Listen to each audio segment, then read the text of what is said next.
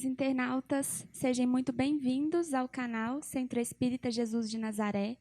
Hoje nós estudaremos o Evangelho segundo o Espiritismo no capítulo 11, Amar ao próximo como a si mesmo, no item 11, o egoísmo. O egoísmo, esta chaga da humanidade, deve desaparecer da Terra, cujo progresso moral retarda. Ao Espiritismo está reservada a tarefa de fazê-lo subir na hierarquia dos mundos. O egoísmo é, pois, o objetivo para o qual todos os verdadeiros crentes devem dirigir suas armas, suas forças e sua coragem. Digo coragem porque é preciso mais coragem para vencer a si mesmo que para vencer aos outros. Que cada um, pois, coloque todos os seus cuidados para combatê-lo em si. Porque esse monstro devorador de todas as inteligências, esse filho do orgulho, é a fonte de todas as misérias deste mundo. É a negação da caridade e, por conseguinte, o maior obstáculo à felicidade dos homens. Jesus vos deu o exemplo da caridade e Pôncio Pilatos o do egoísmo, porque enquanto o justo vai percorrer as santas estações do seu martírio, Pilatos lava as mãos dizendo: "Que me importa?" Ele disse aos judeus: "Este homem é justo, por que quereis crucificá-lo?" E, entretanto, deixa que o conduzam ao suplício. É a esse antagonismo da caridade e do egoísmo, a invasão desta lepra do coração humano, que o cristianismo deve não ter cumprido ainda toda a sua missão. É a vós, apóstolos novos da fé, e que os espíritos superiores esclarecem, a quem incumbe a tarefa e o dever de extirpar este mal, para dar ao cristianismo toda a sua força e limpar o caminho das sarças que lhe entravam à marcha. Extirpai o egoísmo da terra, para que ela possa gravitar na escala dos mundos. Porque já é tempo de a humanidade vestir seu traje viril, e para isso é preciso primeiro extirpá-lo do vosso coração. Emmanuel, Paris, 1861. E para nos ajudar no melhor entendimento da leitura de hoje, nós contamos com a ajuda dos nossos queridos amigos e facilitadores, Herbert Gontijo Richardson. Um ótimo estudo a todos. Boa noite a todos aqui presentes, aos nossos amigos internautas também que nos assistem, ao companheiro Herbert, que hoje nós estamos juntos aqui compartilhando o estudo, um pouquinho da nossa compreensão. Quando traz esse tema sobre o egoísmo, ele retrata muito o perfil da humanidade terrena, né? Desses espíritos que estão aqui nesse plano terreno, dos quais nós fazemos parte. Uma característica, né, muito gritante de espíritos ainda numa condição de provas e expiações. Isso tem relação porque nós estamos aí no segundo plano de evolução, que anterior a esse era o plano primitivo. E se nós pensarmos que no plano primitivo, né, a gente lembra lá dos homens das cavernas, o que prevalecia nos homens era o instinto animal, a inteligência, a moral e a percepção espiritual eram muito reduzidas. Para nós estarmos agora nessa esfera, que é o mundo de provas e expiações, nós já caminhamos um pouco, mas ainda conservamos traços ainda muito primitivos. E, dentre esses traços, os instintos da matéria, né, que nós chamamos de instintos animalescos, aí, que ainda prevalecem. Cada um de nós aí pode observar o quanto nós somos reféns, né, dos instintos desta matéria aqui.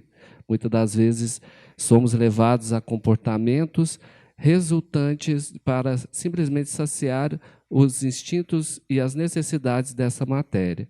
Um exemplo disso é que os espíritos sempre, né, eles colocam a questão do quanto que nós demandamos tempo simplesmente pelo fato de ter que alimentar alimentar constantemente esta matéria, né? Porque o espírito que está aqui dentro não necessitaria de se alimentar.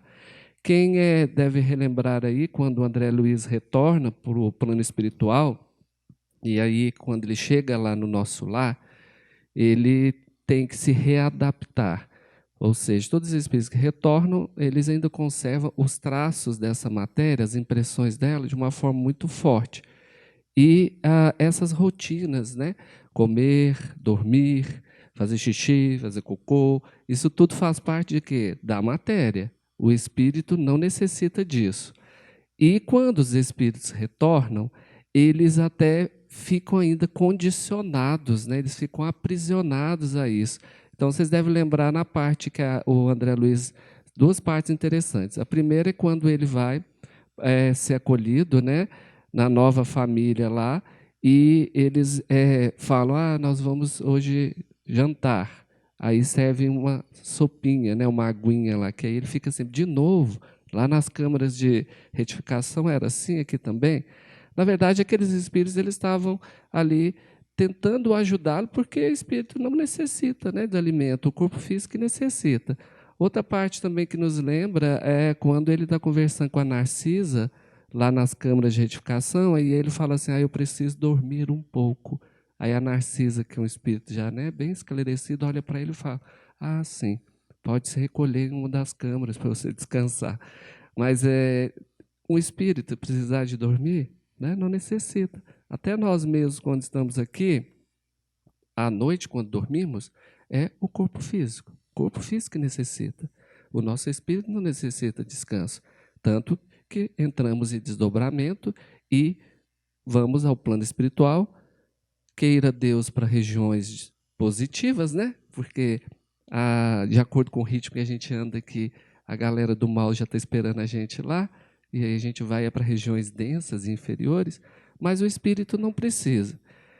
Por que eu estou falando isso? É para nós entendermos os estágios, né, de evolução e que nós nos encontramos, até para entendermos o porquê que prevalecem determinados sentimentos e comportamentos ainda na esfera terrena. Então, anteriormente isso, como eu disse, era um mundo primitivo, né? Nós ainda éramos muito grotescos. São os espíritos ali recém-advindos da criação. Então, espíritos praticamente animalescos. Quando atingem um pouco de consciência espiritual, de inteligência, vem para o mundo de provas e expiações. Então, são espíritos ainda grosseiros, né? Nós somos espíritos grosseiros. Então, para pensarmos, no próximo plano é o plano de regeneração. Olha, é um plano já tão etéreo que nós nem vamos precisar mais de ter corpo físico lá. O próprio corpo perispiritual vai nos dar condições de estarmos lá. Isso já retrata o nível de evolução desses espíritos. E lá já começa a prevalecer a moral, a questão espiritual, a inteligência e a materialidade, ela já fica praticamente quase inexistente. Então, olha que interessante, né? Eu dei aí a explicação de 3 níveis de evolução. Então, se nós estamos aqui ainda em corpos físicos, temos essa necessidade de estar nesses corpos físicos, isso retrata também a condição e o nível de evolução do nosso espírito. Porque se esse espírito está aqui, para ele se matricular numa escola, num plano de evolução, ele ainda necessita de um veículo, que o corpo físico é um veículo, não é? É o nosso carrinho para estar aqui na Terra. Se ele necessita assim, é porque isso já transparece que são espíritos ainda grosseiros. E o corpo físico tem esse papel de nos abrigar, de nos depurar e de nos ajudar a evoluir. Então, quando observamos a Terra e vemos assim, nossa, parece que ainda prevalecem os sentimentos mais inferiores. Em grande parte, sim, porque isso refere-se ao plano que nós estamos. Assim como a espiritualidade fala para a gente, a felicidade não é deste mundo. Que felicidade que eles estão querendo falar? A felicidade espiritual. a verdadeira essência de felicidade, que é uma felicidade que condiz com outros padrões de evolução. Né? Não é uma felicidade temporária e tão infantil ainda como a nossa, que ela decorre muitas vezes de prazeres terrenos, de prazeres associados à materialidade. Olha, então, Jesus mesmo falou também, meu reino não é deste mundo, porque Jesus, um espírito crístico de alta autarquia, então, ele estava, né, ele já é de um nível muito superior. Isso é só para nós entendermos também qual é o principal objetivo de nós estarmos aqui. É de nós aprendermos e evoluirmos. Ponto. Então, qual é a principal evolução? Aquela que vem de dentro para fora. Aí entra outra questão muito interessante. Nós somos lagartixas dentro de um casulo. Esse casulo é esse corpo físico. E nós estamos aqui nesse processo de metamorfose que é o plano terreno. Então, é um processo que... Vocês já viram borboleta se transformar borboleta de fora para dentro? Não. É de dentro para fora. É um processo íntimo. É doloroso. É incômodo. Porque vai tirando as cascas, vai se transformando, né? Aquela lagarta feia, ela vai se transformando. E ali partes dela vão se tornando mais finas, mais delicadas. Olha a asa da borboleta. Se você encostar o dedo nela, ela se desfaz. De tão fina, de tão delicada. Agora coloca o dedo na lagarta. Você vê essa pecada que ela vai te dar. Não é? Olha que diferença.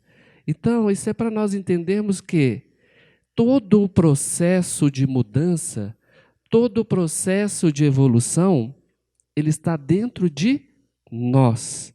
Ele não está fora. E por sermos espíritos desta autarquia ainda, que prevalecem ainda instintos animalescos, materialistas, grosseiros, a inteligência agora que está aflorando e ainda é usada muitas vezes para o mal.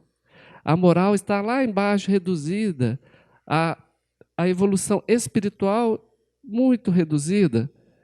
Nós temos aí a tendência de ficar buscando fora o que nós temos que trabalhar dentro. É um processo solitário, necessário. Por que hoje nós temos tantos problemas nas relações humanas? Incluem de trabalho, incluem afetivas, incluem familiares, incluem de amizades. Porque hoje parece que está mais gritante ainda isso. Porque as pessoas, elas estão buscando umas nas outras aquilo que elas têm que encontrar dentro delas.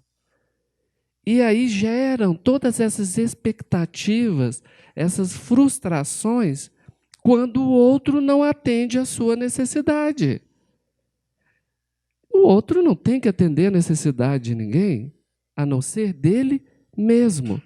Mas isso acontece quando nós estamos procurando nos outros, ou principalmente nós estamos delegando para os outros aquilo que é nosso.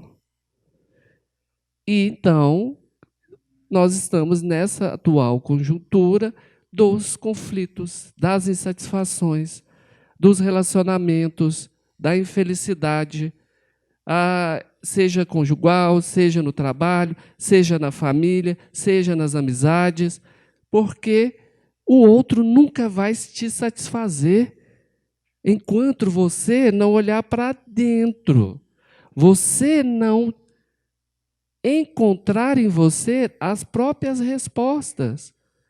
Como que você quer que alguém goste de você, se relacione com você, se você mesmo não sabe do que você gosta? Se você mesmo não gosta de você? Se você mesmo não se cuida, não se valoriza, não se respeita? E aí ficam esses discursos que várias vezes nós ouvimos no acolhimento fraterno. Ninguém gosta de mim. Ai, parece aquele personagem do desenho, não é? Que tem uma nuvem na cabeça, que fala assim, ó dia, ó Deus. Não é assim? Aí tem pessoas que chegam no acolhimento, ai, porque fulano gosta de mim. Ah, no trabalho também não gosta de mim. Ai, eu não sei, a vizinha não gosta de mim. Ah, o cachorro não gosta de mim. Aí eu fico escutando e falo, e você gosta de você? Porque você está procurando os outros. Então, eu falo sempre isso. O melhor exercício para nós é olharmos no espelho e encararmos aquela pessoa que está ali e perguntarmos para ela: quem é você? Façam esse pequeno teste. Muitas vezes as pessoas chegam falando. Aí, num atendimento, a única coisa que eu falo para ela é assim, tá, então nossa, o mundo todo está contra você, né? Nossa, nem Joana d'Arc ganha de você aí na provação terrena. Então, ok, vamos deixar os outros lá fora. Então, agora, eu gostaria que você falasse, quem que é você? Ai, eu não sabe responder. Ou, quando responde, aí começam assim. Ah, eu sou advogado. Ah, eu tenho um escritório. Ah, eu trabalho. Não. Não quero títulos. Não quero embalagem. Eu quero saber desse ser humano que está na minha frente. Quem é você? Não sabe responder. Não tinha que ser a resposta mais fácil? E vocês sabem responder quem são vocês? Nus, pelados, despide de todo título, de todos os embrulhos, todas as embalagens. Nus, quem é você? O que você gosta? O que você não gosta? O que você presta? E o que você não presta? Porque também tem isso. Você já viu que a maioria das pessoas não tem defeito nenhum. Tudo são os outros. Ah, porque é o outro que fez isso comigo. Ah, porque foi o fulano que fez. Ah, foi... Nossa, coitado, né? Você vai ganhar de São Francisco de Assis. Mais um ponto para você. Porque você é um santo. E olha, santos no mundo de provas e expiações, né? Que é dificílimo. 99% dos espíritos que estão aqui estão em condição de provas e expiações. O 1% são missionários que vêm para nos ajudar. Será que nós somos missionários? Porque pelo jeito que o povo fala, parece que é o contrário. Tem 99% de espíritos de luz, missionários aqui, e 1% de prova e expiação. Aí você fica... Então nós estamos no mundo de regeneração, não é? Nós estamos num mundo feliz, angelical. Não, angelical é mais bacana. Porque angelical nem perispírito mais a gente vai ter. A gente vai ser luz. Por isso que eles vão chamar espírito de luz. Nós somos luz. Ah, gente, conta outra, né? Vamos colocar a carapuça. Olha de manhã no espelho. Não é só para pentear o cabelo e querer ficar bonito para os outros verem, não. Porque também o povo fica bonito para os outros. Olha para você mesmo, encara. Que esse é o principal objetivo que a gente está aqui. Ai, que bom que eu estou aqui com vocês. Mas nasci sozinho, vou desencarnar sozinho. Ah, mas tinha gente lá quando você nasceu, nós morreu. Não, mas é um processo meu. Quando a lagarta entrou no casulo e quando ela tem que sair. E cuidado, tem muita lagarta saindo do casulo de volta para o plano espiritual, toda arregaçada, horrorosa. Com as asas tortas, com uma fiura. Porque não deu conta de mudar nada. Porque ela ficava colocando a culpa no casulo, que estava apertado demais, né? No tempo, que estava quente demais.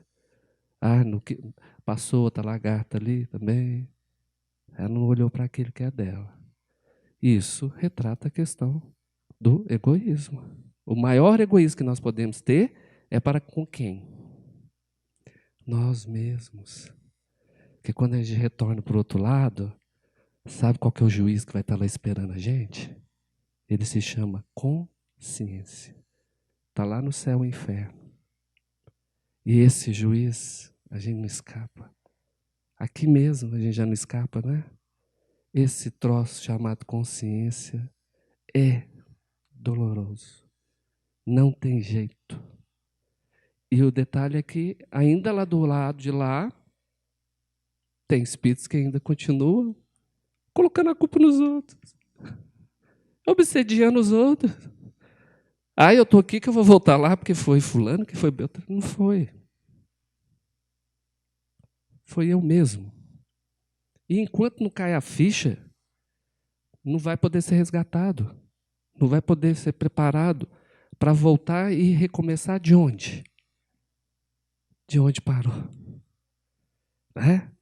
Então, egoísmo, o maior egoísmo é comigo mesmo. Então, nós temos que começar a nos olhar. Porque senão não vai sair borboleta desse casulo. Né? Vai sair uns troços muito feios. E o tempo está acabando, né? Porque a Terra nem vai ficar brigando mais esses casulos aí, não. E aí vai ser mais complicado. E aí, Herbert? Bom, gente, com certeza, né? São grandes reflexões que falam sobre o ego, né? Primeiramente, boa noite a todos, boa noite, Richardson. Eu fiquei aqui, né, pensativo nas palavras do Richardson. Falar do ego é difícil. Transformar o ego, muito mais difícil.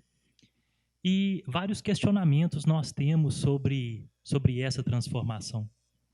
Apesar de cada ser encarnado e desencarnado, presente aqui nesse momento, ou que vai estar escutando depois o nosso estudo, cada processo é um processo diferente de identificar o ego e transformar o ego, né, em algo mais eu do que algo egoístico, até então predominante. As bases da transformação são as mesmas. As possibilidades também. Jesus traz esse dicionário, esse alfabeto de transformações. E por que nós ainda não nos transformamos? Porque Jesus veio há 2000 anos atrás e ainda continuamos a insistir no egoísmo, na não transformação, nas vaidades e várias imperfeições que ainda cultivamos. Porque nós não entendemos a seriedade dessa transformação. Precisamos, sim, colocar em prática muitas coisas. Mas antes de colocar em prática algumas coisas, precisamos estudar. Precisamos entender como que funciona, para que serve, qual a vantagem, qual a desvantagem, quais as causas, quais as consequências de tudo isso. E você analisar o que compensa e o que não compensa para o seu espírito, para a sua família, porque a mudança reflete em várias pessoas que estão ao seu redor e até no próprio planeta. Porque a vibração de um altera muitas coisas, mas a vibração de um grupo de pessoas, de uma humanidade, altera, sim, os destinos daquele planeta, daquela vida, daquela mudança de mundos rumos ao mundo de luz. Nós sabemos o que é egoísmo? Não, eu não sei. Completamente não. Instigo algumas coisas, faço reflexões sobre algumas questões tragas por Jesus, mas estou longe de falar na íntegra e com propriedade o que é egoísmo. Porque se eu soubesse, eu acho que eu não estaria aqui. Se eu soubesse, eu já estaria livre dele e não estaria passando pelas provas e expiações que o mundo me proporciona. Mas algumas reflexões nós podemos compartilhar. Básicas, mas necessárias. O que é o contrário de egoísmo? É caridade. A caridade e o egoísmo são diferentes. São polaridades diferentes. E a caridade também nós não temos completa visualização espiritual do que é o sentido da caridade. É doar coisas materiais? Sim. Mas essa é a maneira mais grotesca de se fazer caridade. Todo mundo precisa de alimento, de roupas, de dinheiro, de remédios, né? E essa é uma caridade física. E esse compartilhar as coisas entre pessoas é necessário. Mas a caridade tem uma amplitude muito mais além do que isso. Qual é a caridade? Pegando um gancho na fala do Richardson, que foi muito preciso em falar do nosso interno. Qual é a caridade que você faz para você? Às vezes você ajuda várias pessoas, mas não ajuda você. E você não vai se ajudar com coisas físicas, comprando roupas, sapatos e viagens. Qual é a caridade espiritual que você faz com você? Para você? Dá de presente para você? É uma boa reflexão. É diferente. É um antônimo de egoísmo. E a caridade tem várias dimensões. Quanto mais estudamos, quanto mais refletimos, quanto mais praticamos ou tentamos praticar a caridade, maior se torna o horizonte dessa possibilidade. São dimensões ainda não percebíveis pela humanidade. Se a caridade ainda é algo a ser trilhado, o egoísmo também é algo que nós ainda não percebemos. Não identificamos. Porque também o egoísmo não é somente você querer as coisas só para você. Esse também é um egoísmo muito físico. Igual 2 cachorrinhos com um prato só de ração. O mais forte, às vezes, rosna e morde no mais fraquinho. É uma forma de egoísmo? É. Lá no mundo animal. Ainda carregamos esse instinto egoístico e, às vezes, somente percebemos em nós esse instinto egoístico e trabalhamos somente ele, de não agredir o próximo, de não interferir na vida do outro, de não desejar para nós aquilo que é do outro. Isso são formas de combater o egoísmo muito terrena, muito física. E o egoísmo na dimensão espiritual, que é o que nós precisamos identificar, combater, transformar, porque o egoísmo, ele é a chaga da humanidade. Por causa do egoísmo é que nós passamos todas as mazelas individuais e em grupo que nós conseguimos perceber. E por que o Espiritismo traz essa reflexão? Na própria leitura, ao Espiritismo está reservada a tarefa de fazê-la acender. Quem acende é luz. Na hierarquia dos mundos. Qual mundo? Terra, Júpiter, Saturno? Não. O planeta nosso é Terra. Mas quantos mundos existem dentro do planeta Terra? Mundo das drogas, mundo da prostituição, mundo da riqueza, mundo da pobreza, mundo da fome. As hierarquias dos mundos são todas as faixas dimensionais existentes no planeta. E o egoísmo está presente em menor ou maior proporção em todas elas ainda. Algumas próximas a extinguir, outras ainda muito densas. O Espiritismo, ele clareia toda essa caminhada. Lei de causa e efeito. Quais são as mazelas que o egoísmo traz para o meu espírito? É uma excelente reflexão.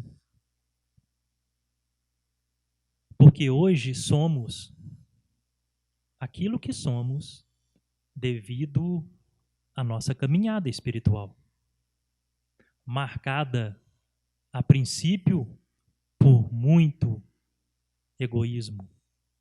Hoje um pouco, somente um pouco menos.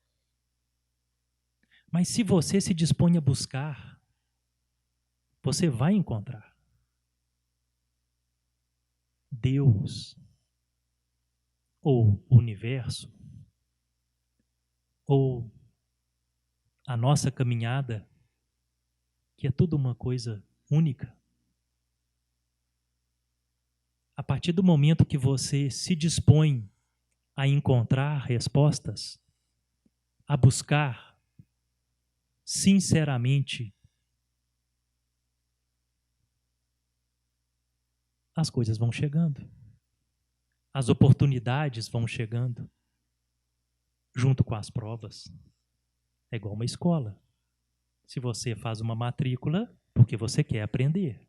Se você vai para a sala de aula, você vai receber uma carga de informações, exercícios para exercitar, mas tem o dia da prova. A vida também é assim. Se você não quiser buscar a sua transformação, você pode? Pode. Todos nós temos livre-arbítrio. Não aconselho. Porque você mantém na mesma faixa espiritual que você se encontra. Continuará sofrendo, se iludindo com felicidades falsas, felicidades que se destroem rapidamente, que se vão. Mas se você se coloca na caminhada do autoconhecimento, da transformação íntima, é mais difícil. Mas o resultado, certamente, é bem mais vantajoso para o seu espírito. Porque você vai ter, primeiramente, conhecimento. E depois, a maravilha de exercitar as provas com paciência, com aceitação, com resiliência. Porque quanto mais difícil, mais forte você sai dela depois. E romper o egoísmo interno, eu considero uma das mais difíceis que cada espírito se coloca a fazer.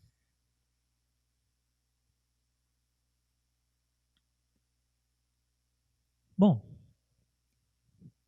às vezes, a gente pensa que isso é muito utópico. Nós queremos participar de uma palestra, ler um livro, mas a gente acha que tudo está longe.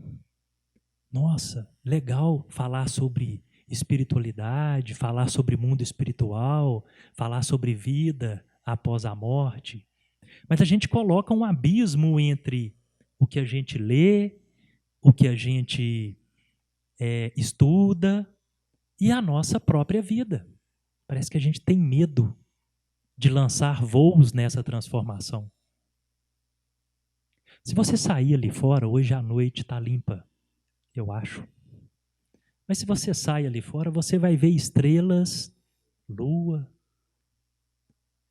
Existe desde que o planeta é um planeta. Ou bem antes disso, né? Bem antes disso. E a gente olha aquilo e trata como se fosse um papel de parede. Não percebe que aquilo ali são planetas e estrelas e constelações com infinitas possibilidades de vida e de evolução iguais ao nosso.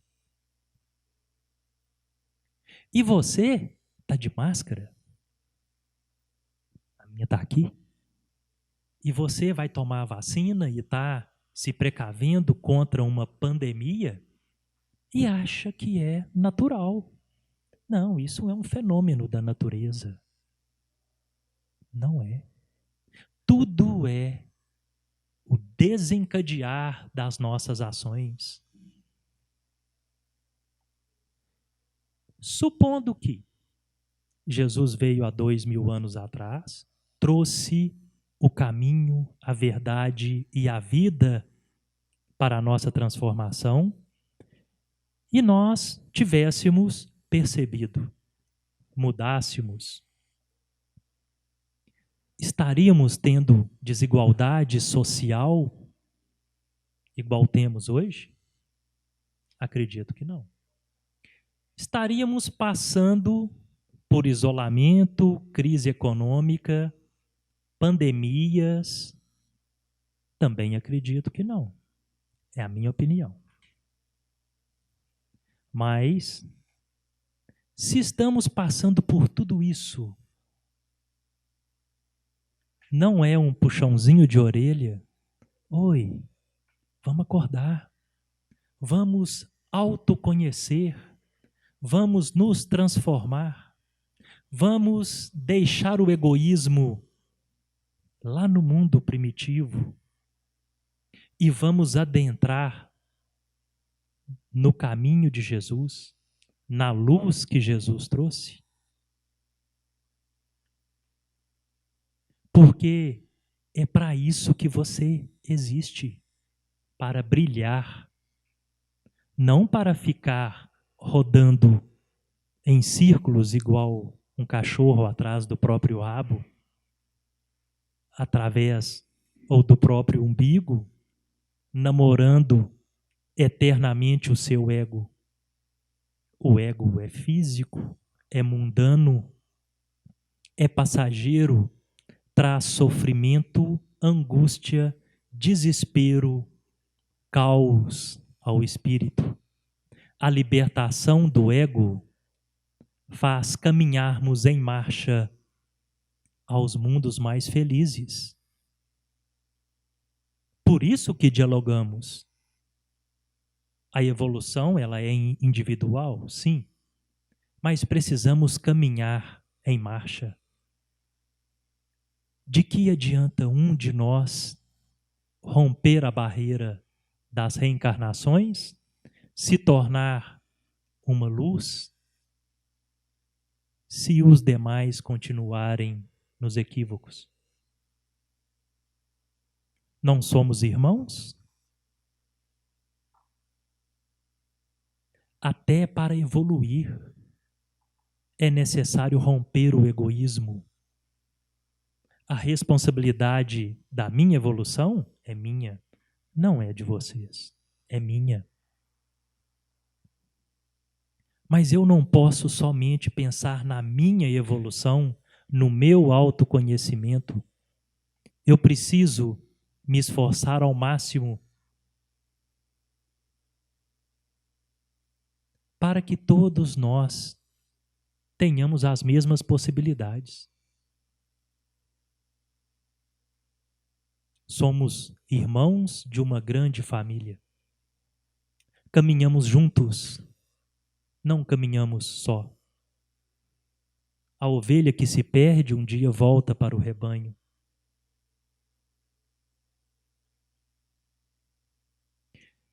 Trabalhar o ego não é fácil. Descobrir as dimensões tristes do egoísmo dói. Se dispor a mudar dói. É difícil. É necessário muito esforço para se libertar disso. Basta cada um se dispor a essa transformação.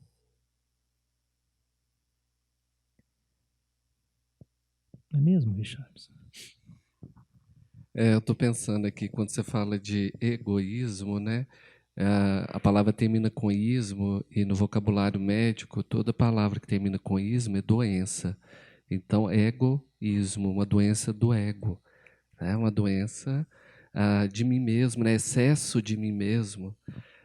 Outro detalhe que eu achei interessante, o Herbert falando da questão da caridade, é que algumas pesquisas estão mostrando agora que no advento da pandemia, aumentar muito o número de reformas nas casas, de decoração, de mudança de móveis. Esse mercado ficou super aquecido, porque as pessoas voltaram para dentro de casa, né?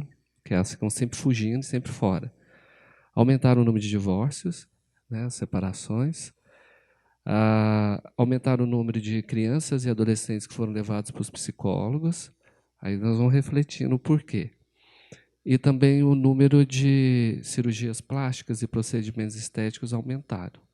Aí a gente fica pensando, mas na pandemia, risco de morte, uma doença, o que aconteceu? O que isso representa?